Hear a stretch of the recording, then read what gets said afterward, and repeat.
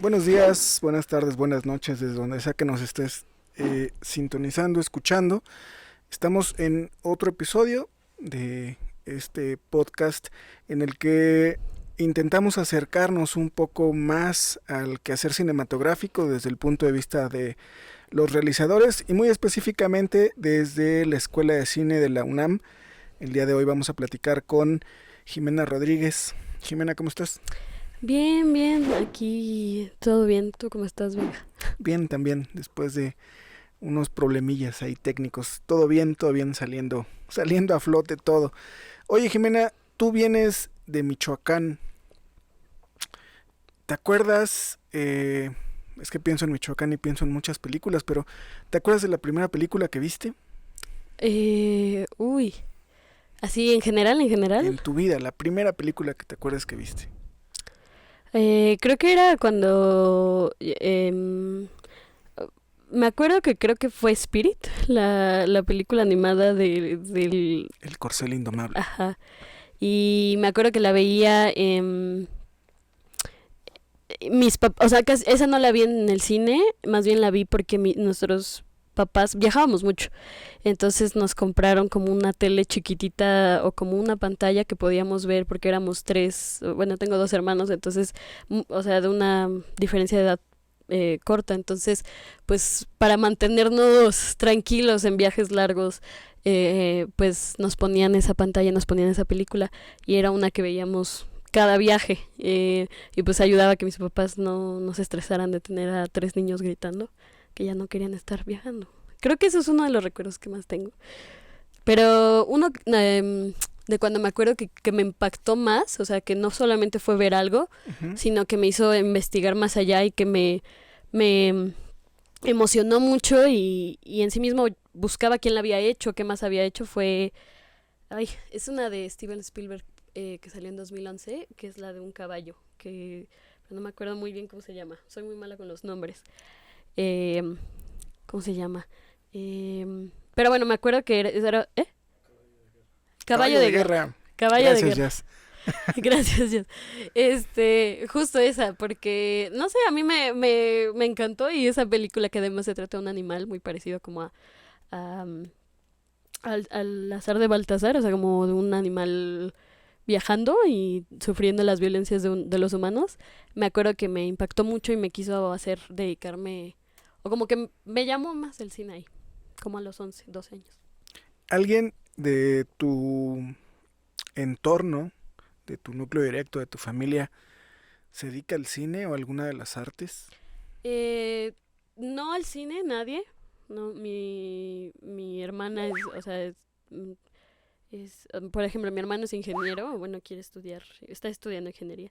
Mis papás también son ingenieros.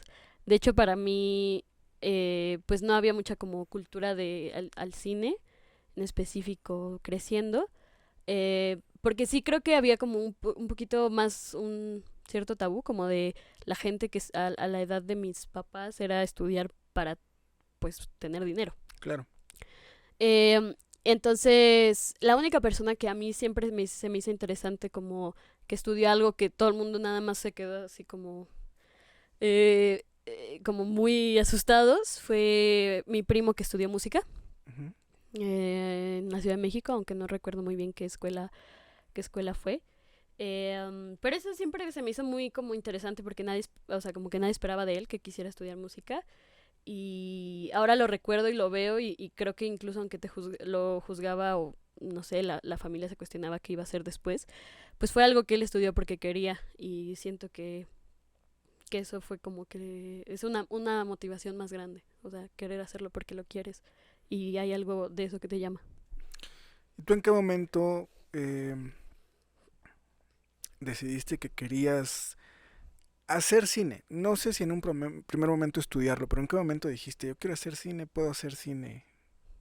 ¿Qué hay que hacer? Yo como a los 16 años, 17 conocí a una chica que veía muchísimo cine Ujú. y de hecho el cine que ella veía era como el que no era como el hollywoodense, o sea, más Berman, no sé. Y, y a mí me pareció muy interesante y creo que ahí como que empezó más una semilla a estar, o sea, como que me gustaba el cine pero me daba miedo querer elegir esa, o sea, como querer hacer eso, ¿no? Por todo lo que dicen que es pues muy difícil, que no, la industria no está abierto para todo mundo, ¿no? Que solamente pocos pueden hacerlo. Y no sé, había algo que me llamaba mucho de ver esas películas y pensar qué es lo que, o sea, yo podría ofrecerle al cine, es decir, como qué mirada tengo yo que podría ofrecerle. Y entonces pues me metía a talleres de hacer cortometrajes en la prepa y entonces como que me empezó más el deseo de querer seguir haciendo esto. Era como una... O sea, como que se fue creciendo poco a poco por el hecho de ver películas y saber que no solamente disfrutaba de hacerlas, sino de pues un deseo de querer hacerlas también. Hace rato, antes de comenzar, platicábamos de que entraste muy chiquita a la ENAC, a los 18 años. Em, ¿Por qué la ENAC? O sea, en el momento en que dijiste, ok, yo también quiero hacer películas, ¿tenías como una baraja de opciones? ¿Pensaste desde un principio en estudiar cine? ¿Cómo fue ese proceso? Es gracioso porque yo no sabía mucho de cómo poder hacer cine en México, o sea, como que siempre piensas del cine o de hacerlo en otros países, entonces me acuerdo que sí busqué así como escuelas de cine en México. Eh, y la primera que sale es el CUEC, bueno, ahorita en NAC, y el CCC, ¿no? Y ya las demás escuelas son como más chiquitas o están en otras partes.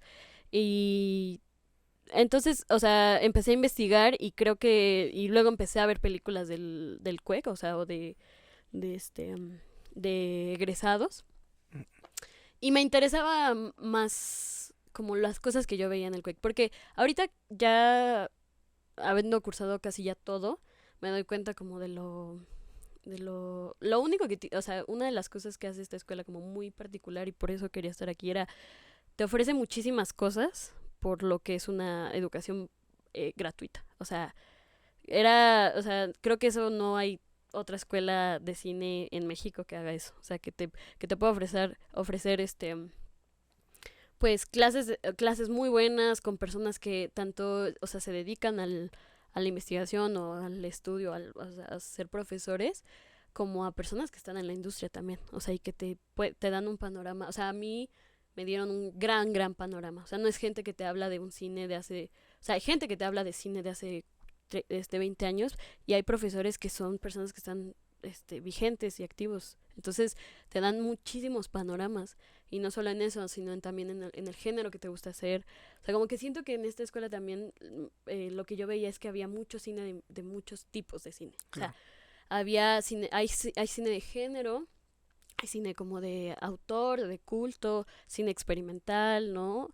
O documental más para llamar atención a ciertos problemas sociales, no sé, o sea, había mucho y siempre ha sido así, o sea, como que el CUEC da muchas opciones de qué tanto, o sea, como que está la opción de hacer cine, pero no solamente un solo tipo de cine o un solo tipo de corto. Creo que es más abierto a otras escuelas. Entonces creo que eso fue lo que me motivó, o sea, creo que al final el CUEC ofrece algo que ninguna otra escuela ofrece. Y fue lo que estuve investigando y por eso quería entrar acá. Oye, reitero, tenías 18 años, venías del interior de la República, eh, es una carrera de acceso indirecto. ¿Cómo fue todo ese proceso? O sea, digo, para un poco contextualizar a quienes nos están viendo y escuchando, para poder ingresar a la licenciatura en cine que ofrece la Escuela Nacional de Artes Cinematográficas, hay que entrar primero a otra carrera de la UNAM, por eso es de acceso indirecto, y estando en cierto semestre comienzas con todos los trámites para poder cambiarte a la ENAC para hacer otro proceso, que son otros exámenes que me gustaría un poquito que nos platicaras ahorita cómo fue tu proceso.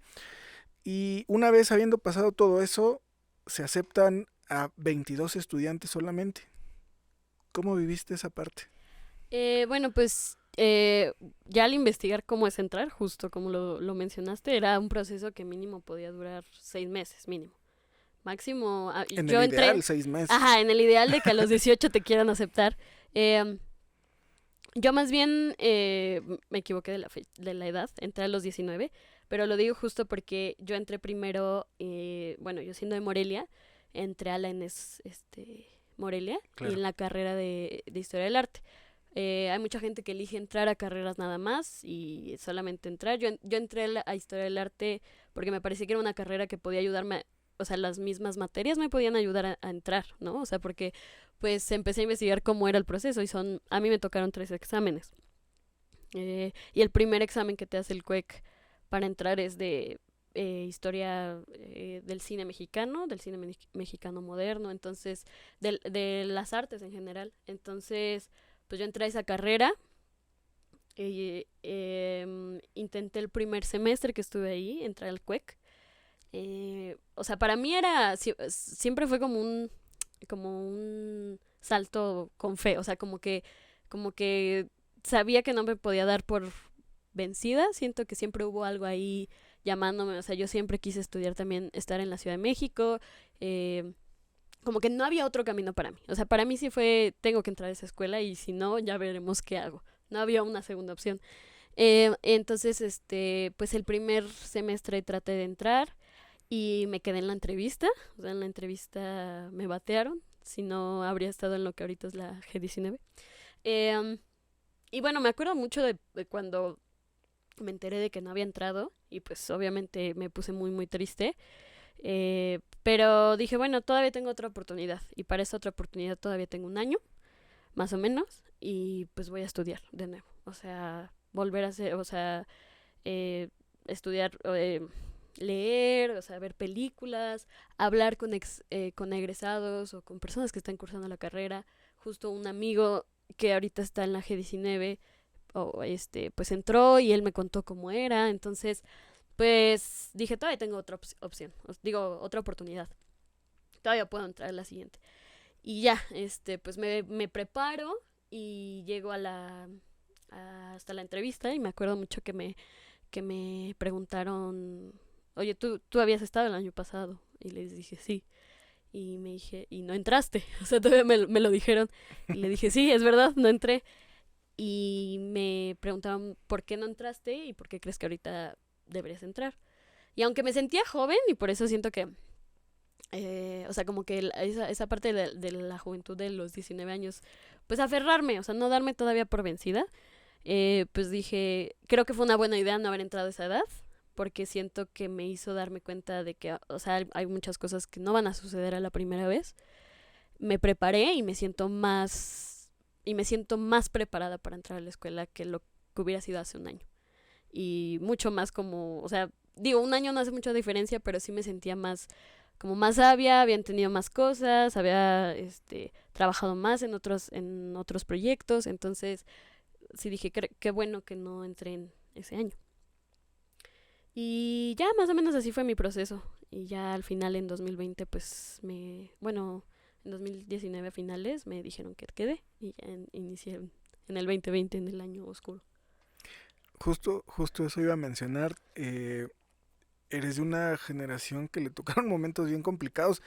Yo recuerdo que ustedes han de haber estado como un mes aquí en la escuela y de pronto pandemia y vámonos a casa todos, ¿no? Tu caso, o bueno, el caso de tu generación es un caso muy particular, pero estar pues un buen tiempo tomando clases en línea, eh, cuando el quehacer cinematográfico es mucho de estar de manera presencial, de hacer las cosas, ¿no? Eh, pero después se incorporan, ¿no? Digo, si nos pudieras hacer como un recuento de cómo ha sido tu proceso o desde tu perspectiva, ¿cómo es la vida de un estudiante en la ENAC? Ok, pues la vida de un estudiante de la ENAC es, creo que involucra mucha resiliencia, entonces pues estar aquí, o sea, no te imaginas la cantidad de tiempo que vas a estar aquí, o sea, te lo dicen al inicio y tú dices, ah, jaja, pero, o sea, me acuerdo de cuando yo estaba en Historia del Arte y máximo yo pasaba hasta las 3 de la tarde ahí y tenía clase de 9 a 3 algo así, ¿no? O el trabajo en biblioteca era un día o dos máximo. Pero aquí en el CUEC, o bueno, en la NAC, sí, te dicen vas a pasar mucho tiempo aquí y no te das cuenta cuánto tiempo se necesita para generar lo que, o sea, como, no diría, o sea, como un oficio, digamos, de alguna manera, es decir, que mejores, pues, o sea, que pulas la manera en la que haces las cosas. Yo veo que los fotógrafos de mi generación al primer semestre a como están ahorita pues es un cambio abismal, o sea, es estar aquí y estar todos los días y y comer como por donde puedas, así enfrente en otra facultad. Entonces, pues son muchas horas las que pasas aquí, tanto ya sea en clase, eh, ¿cómo se dice? En rodaje, o en clases como más de prácticas y, y mucha postproducción. O sea, no te das cuenta cuánto esfuerzo necesitas para terminar un cortometraje. O sea, como que te lo imaginas, pero no te das cuenta cuánto va a tomar de ti y de tus compañeros, como terminar algo y llevarlo hasta el final. Sí, creo que eso es como un día normal de un enaquero.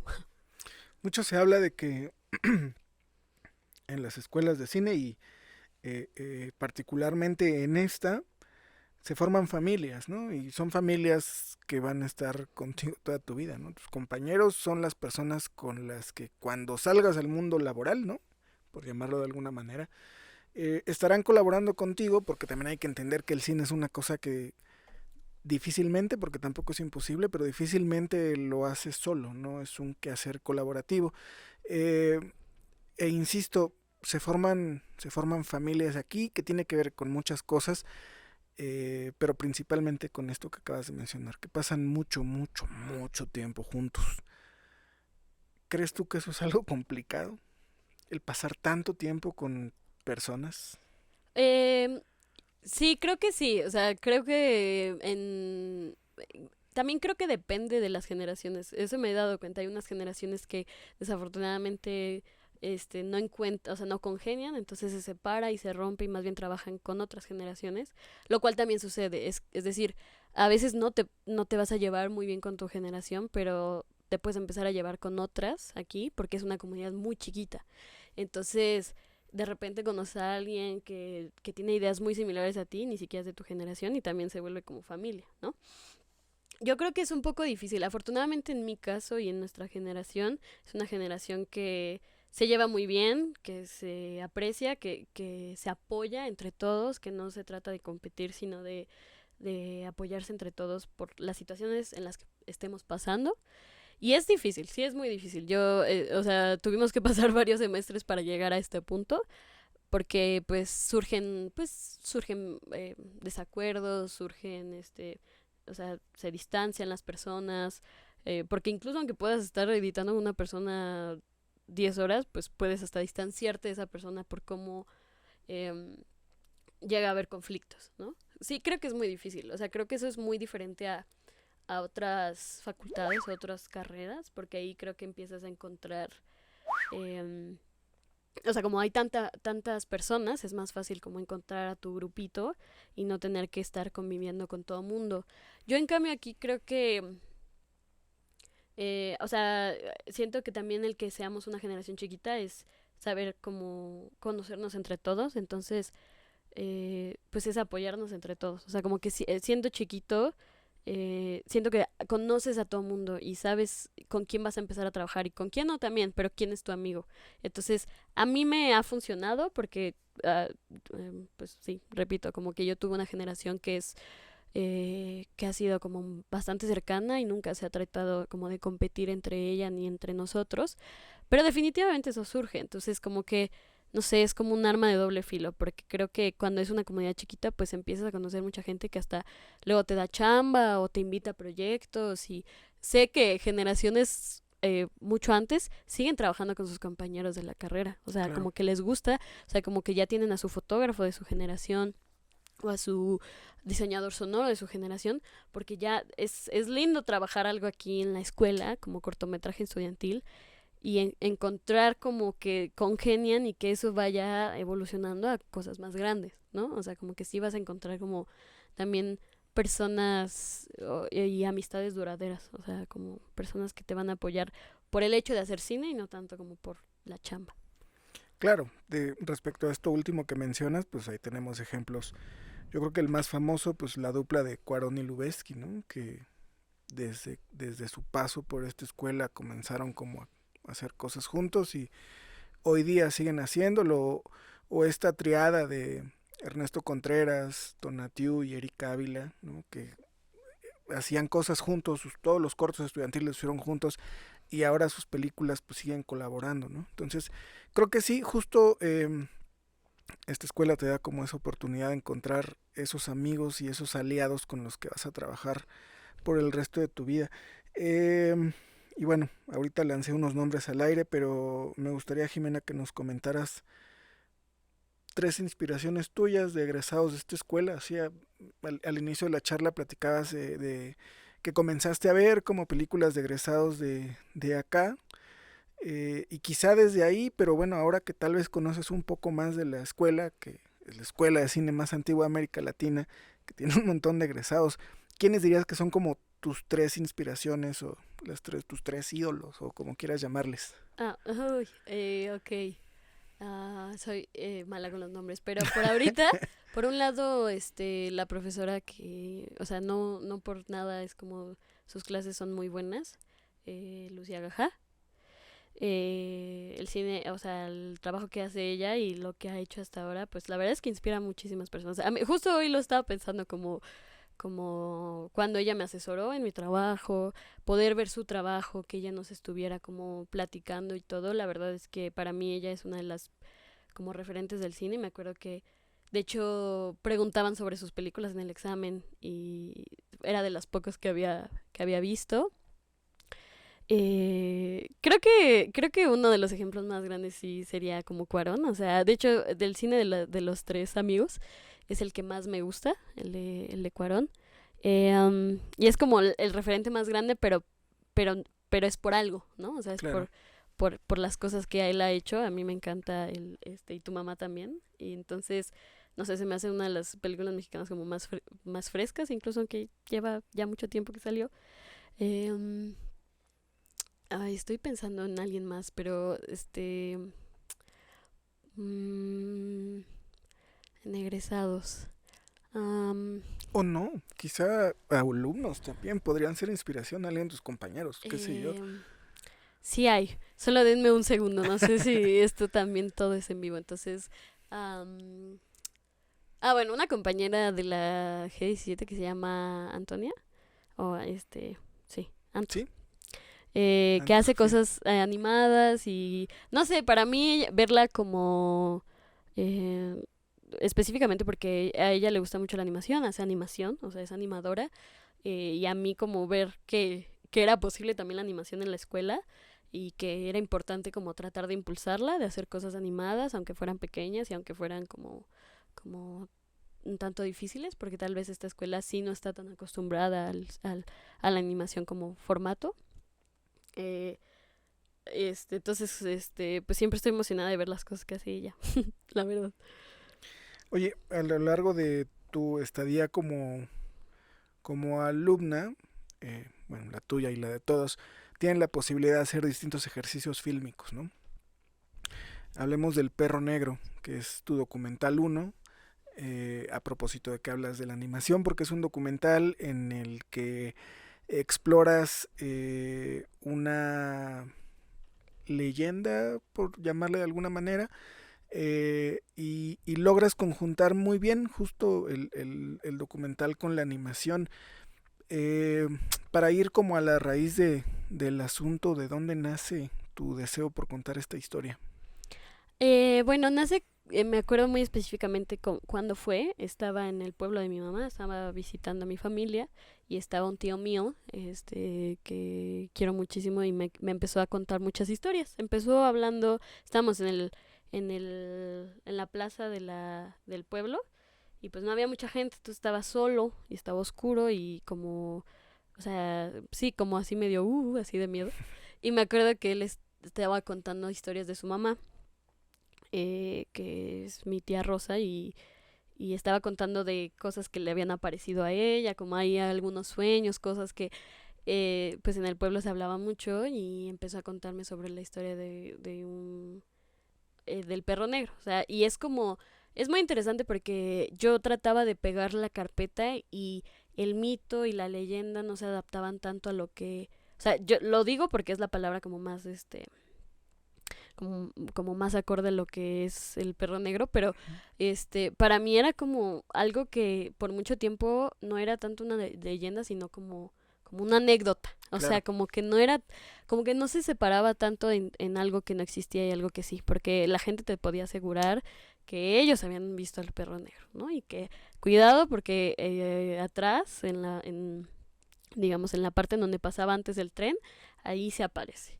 Y entonces era como que esto convivía con, digamos, con la realidad, con nosotros. O sea, como que no había tanta distinción, no había nombres como tan específicos de cómo llamarlo, ¿no? O sea, Claro. y entonces cuando me empieza a contar esa historia,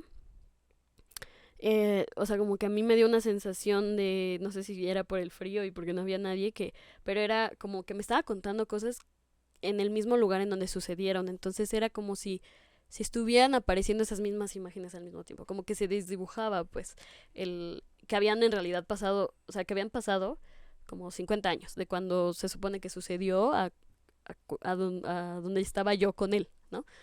Eh, um, y se me hacía muy interesante y me surgió de ahí, de esa plática que tuve con mi tío, y que después me dio mucho interés, pues, ir directamente con mi tía y que me contara. Y ya bueno, y después empezó a surgir como, bueno, ¿y cómo lo hago? O sea, como que era un tema, no había una persona en específico que fuera el documental. O sea, como que sí tengo a la nieta de la persona de quien decían que era el perro negro. Tenía personas que me podían dar o sea, que podían hablarme de ello, pero era hacerlo sobre algo que aparentemente no está, ¿no? O sea, digámoslo, no es que pudiera entrevistar Claro, al perro negro. la construcción del personaje a través del relato de otros, ¿no? Ajá, y de las imágenes del pueblo y como un poquito de la contradicción porque ellos hablaban cuando ya no había luz, ¿no? Y entonces ahora más bien ves a un pueblo que sí ya la tiene, entonces hace como que, o sea, como que era construirlo a través de eso, de la voz y de los relatos, y al mismo tiempo de lo que es el pueblo ahora y cómo, o sea, como ya es tan diferente. Y a la par siempre me pareció que cuando yo me imaginaba esto era como que las animaciones estaban como apareciéndose enfrente de mí, o sea, como que era animado, como que era ese dibujo de no ser la realidad ni tampoco el mito en sí mismo, era como nada más como el dibujo de nuestras como propias imágenes en la cabeza. Eh, y pues dije, ¿cómo voy a hacer animación? Ya de por sí tenía mucho interés en hacer cosas animadas y me gustaba que era un tema y el corto en sí mismo que se prestaba mucho a eso, pero siempre fue cómo lo hago.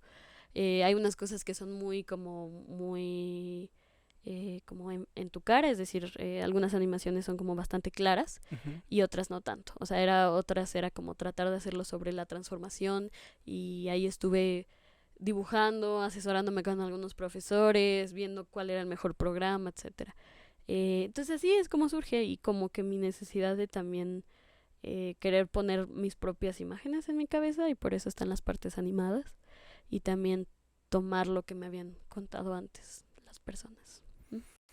Hace rato platicabas acerca de que quizá al inicio no imaginabas como todo el proceso de hacer una película y el tiempo que se demoraba y, ¿no? Como lo complejo que puede ser. Eh, y ahora que te escucho hablar como de tu proceso con el perro negro, quisiera que nos platicaras eh, pues cómo fue tenerlo ya, verlo al final, todo este proceso de, quiero ahora meter, o sea, como una decisión formal, quiero meter animaciones, porque eso le va a dar como más carne desde el punto de vista en el que tú quieres que el espectador se posicione, ¿no? Y tomar todas estas decisiones hasta que ya está terminado. ¿Qué se siente? Bueno, ahorita es gracioso, ahorita es como me siento bastante feliz, yo veo el cortometraje y como ya lo he visto tantas veces, fue es como ya ver más bien como los errores o las cosas que no hiciste como te gustarían, ¿no? O dices, no sé, tal vez ahorita podría hacer otras cosas porque ya crecí y ya sé más, ¿no? Ya he trabajado en más cosas y creo que pude haber hecho algunas cosas diferentes. Entonces para mí luego verlo es eso, un poco.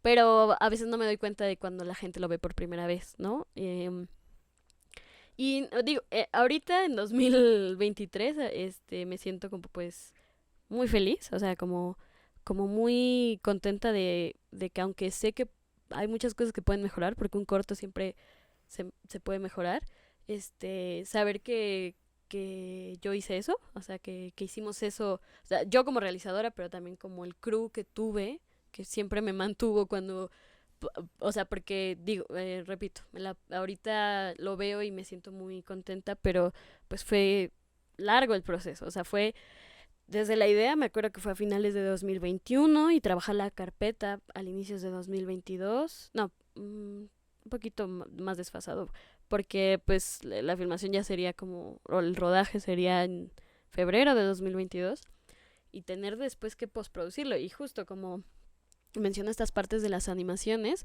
también fue creer en ellas, es decir, Claro. como había unas animaciones que hay una, por ejemplo, en específico que es un señor que se levanta en una calle y que como que desaparece el fondo del pueblo y se aparece como un fondo animado.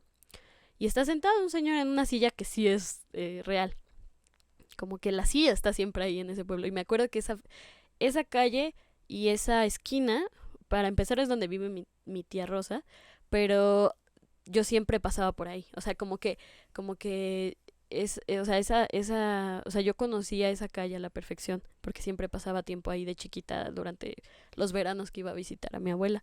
Este, entonces, pues yo decía, es que me gustaría que ahí estuviera sentado el señor, ¿no? El señor que se volvía perro negro. Porque siempre me lo imaginé ahí, porque sé que siempre estaba esa silla ahí puesta, sin nadie que se sentara en esa misma calle. Entonces, pues era confiar en que esas imágenes con la animación funcionaran también. O sea, porque en mi cabeza también era como, esa imagen puede funcionar por sí sola, pero creo que también se podría beneficiar de la animación. Eh, Fue confiar en que pegaran las cosas que te estaban diciendo con las animaciones, también con el material.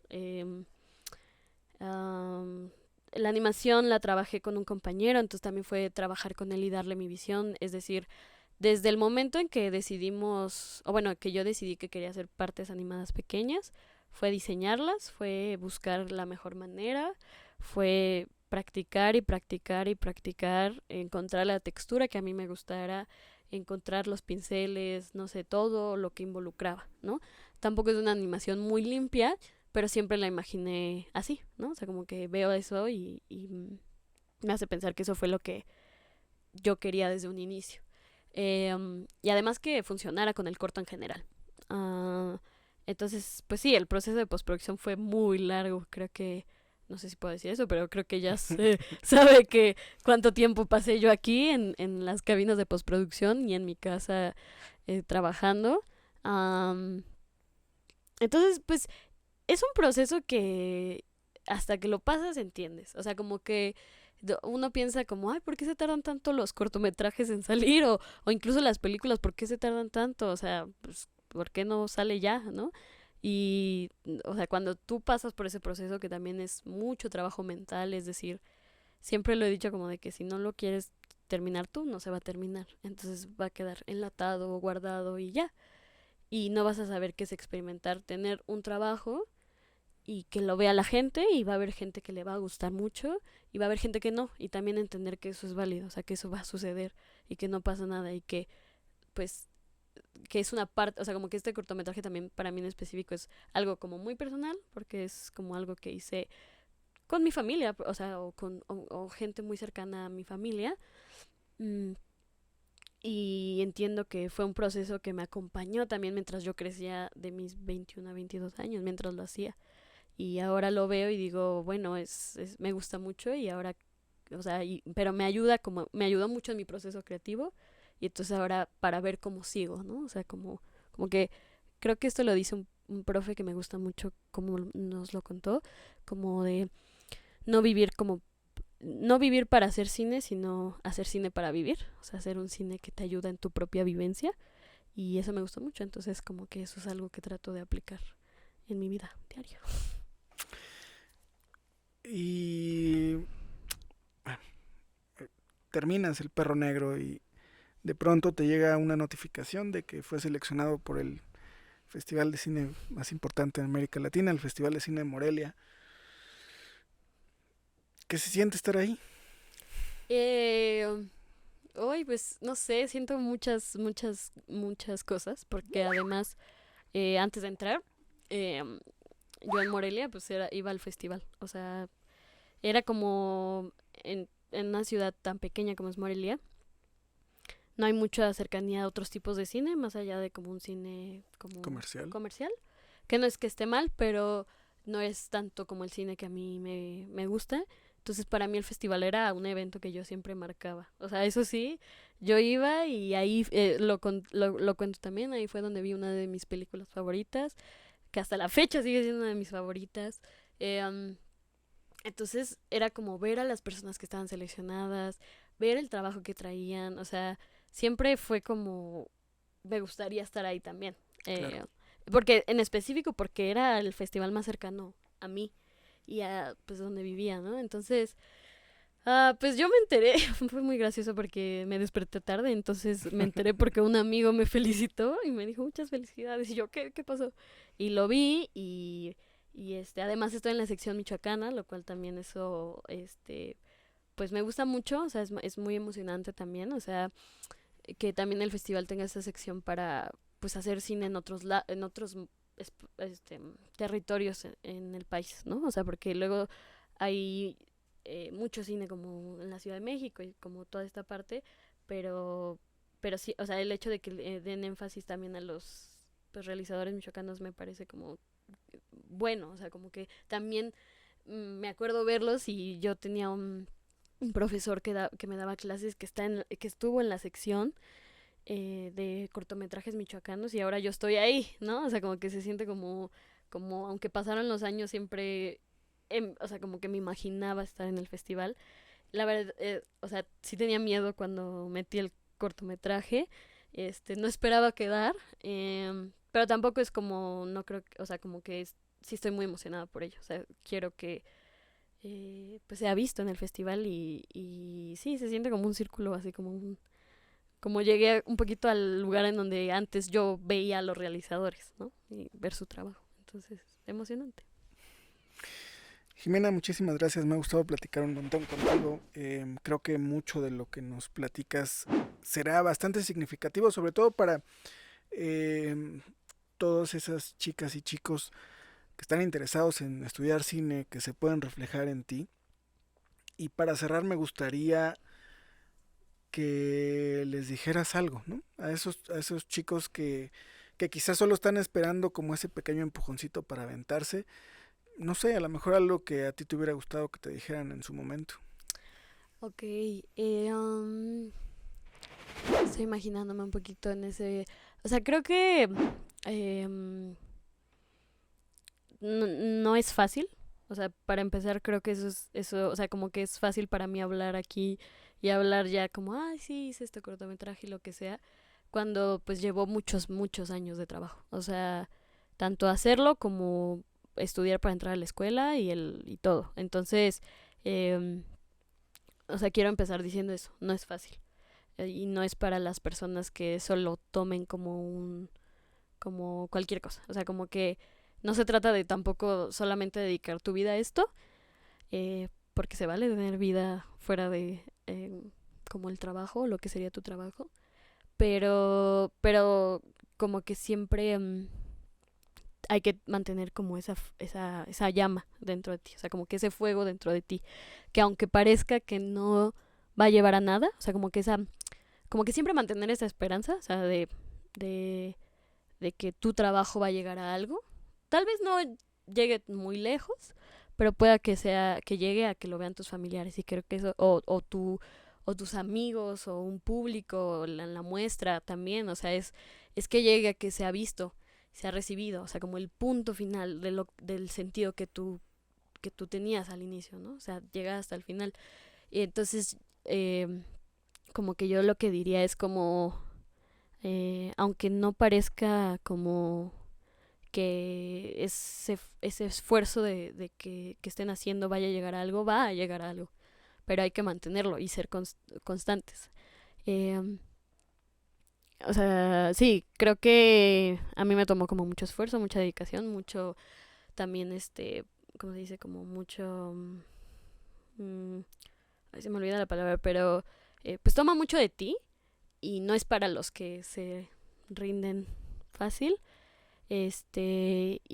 pero pues puede llegar a algo, o sea, como que no perder como esa esperanza, aunque no parezca que vaya a llegar a algo. O sea, me gustaría que me hubieran dicho eso a mí, entonces lo digo porque, pues, o sea, estoy ahorita en el festival y estoy con también compañeros míos en sus trabajos, y yo vi cuando sus trabajos estaban haciendo y ellos me vieron a mí, y es como muy emocionante ver que ahora estamos varios ahí, ¿no? O sea, como que como en ese compañerismo de ver el trabajo de otro y ver que pues varios de nosotros pudimos llegar, y no solo a ese festival sino a otras cosas. Entonces, pues sí. Pues muchísimas gracias, Jimena. Gracias a todos los que nos están viendo, nos están escuchando. Eh, Seguiremos, espero, con otros episodios de este podcast en el que tratamos de acercar eh, al quehacer cinematográfico desde una forma como más cercana, más íntima con los realizadores, sobre todo de esta escuela de cine. Y nada, nos vemos en el siguiente episodio. Muchas gracias. Gracias, gracias.